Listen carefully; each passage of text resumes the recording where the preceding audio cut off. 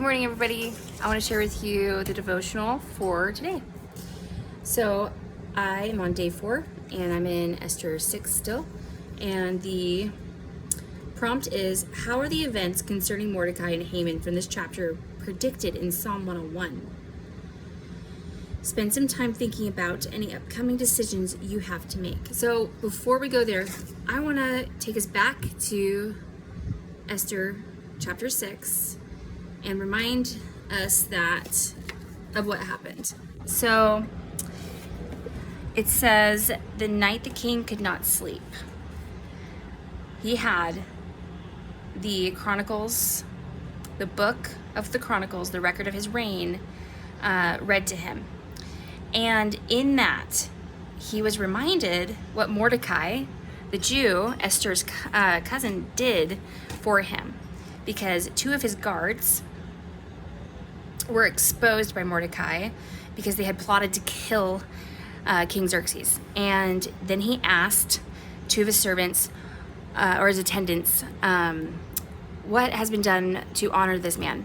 And they said nothing. And then the king asked who's in the court, and they said Haman is.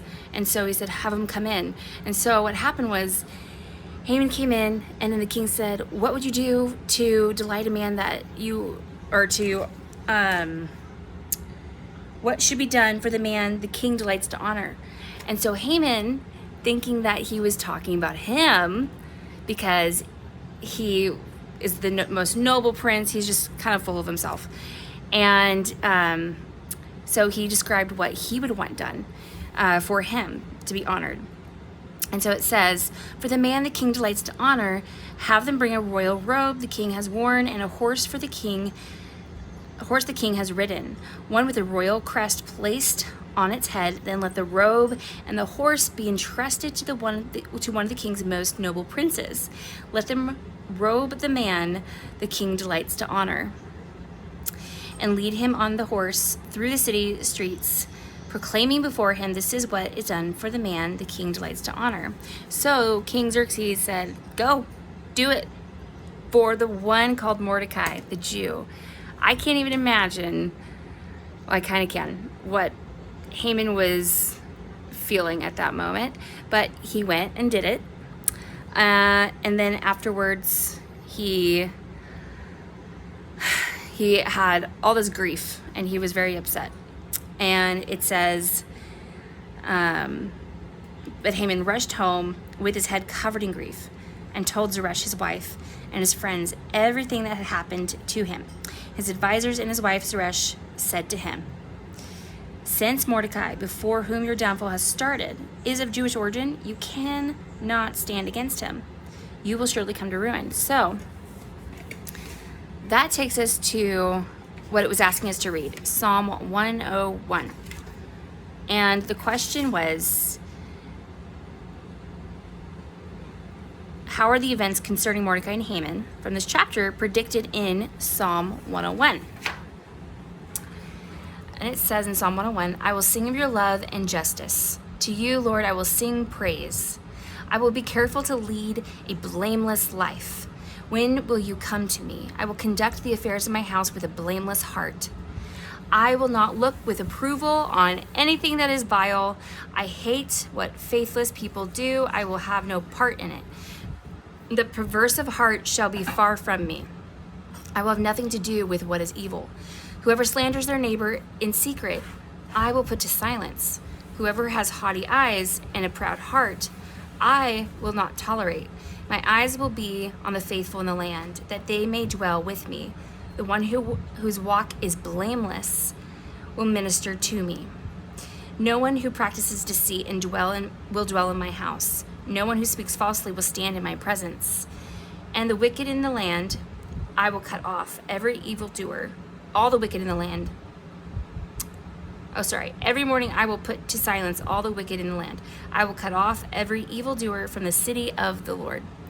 And so as I was meditating on that and trying to figure out, how that's predicting the events that happened with Mordecai and Haman and what went down, I highlighted a few of those verses that stood out to me. And that was when it says, I will not look with approval on anything that is vile. I hate what faithless people do. I will have no part in it. The perverse of heart shall be far from me. I will have nothing to do with what is evil. And when you think about evil, I think about plotting to kill somebody. It's kind of evil. So I was thinking about the palace guards who were plotting in secret. And it even says, whoever slanders their neighbor in secret, I will put to silence. I'm pretty sure those people were impaled on poles, and they were silent. And then it says, whoever has haughty eyes and a proud heart, I will not tolerate. And that reminded me of Haman when he thought that the king was wanting to honor him. He was very proud, and he was kind of all about himself. And the Lord did not tolerate that. Then it says, no one who practices deceit will dwell in my house. No one who speaks falsely will stand in my presence. Every morning I will put to silence all the wicked in the land. I will cut off every evildoer from the city of the Lord. But he says, my eyes will be on the faithful in the land, that they may dwell with me. The one whose walk is blameless will minister to me. And so, because Mordecai told Esther, and Esther told the king, and about the plot to kill him, and he didn't remember this until he read the Chronicles, and this was, I think it said 6 years later, so he probably forgot who Mordecai was. And that just shows God's providence. Like it shows that in God's timing, his plans are going to unfold. And Mordecai stood firm, and Esther stood firm, and they waited on the Lord, and the Lord delivered. And he will bring people who plot evil to silence, to nothing. So I thought that was kind of cool. That's kind of what I got from it. And then it says, spend some time thinking about any upcoming decisions you have to make. That could be an event. That could be, maybe you have a decision, a work decision, a school decision. I don't know. We have so many different decisions that we are making every single day. So think about that, and then ask God to help you realize any underlying motivations you may not be aware of. So what is driving you to make certain decisions? And what I take from that is when I think about certain big decisions in my life, like going back to school to finish, get my nursing degree, and or making a decision on, I don't know, maybe what I'm gonna eat, the next day. I don't know, it could be little decisions, it could be big decisions, and think, why am I deciding to do this? Why am I deciding to go back to school? What is my motivation for that? And because sometimes we can have, I think, anxieties and fears of the unknown, or we can be making a decision because we want other people to approve of us. Maybe ask the Lord if there's like some hidden motivation that isn't right, that shouldn't be there. So, and I think of like, maybe this is just an example, I'm totally making this up, but if maybe there's I'm gonna make a decision to help somebody, but I'm gonna help that person thinking I'm gonna get something in return.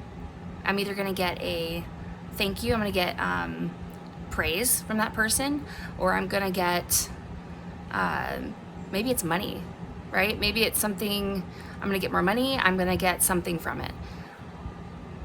So check your motivations before you make your decisions, in certain decisions, because sometimes if you don't have the right heart, you don't have the right motivation, then maybe you should get that right first before you make that big decision. Anyways, hopefully that made sense to somebody. I hope you have a wonderful day, and I hope you move your bodies, and thank you for listening to Daily Devotions with me. Peace out.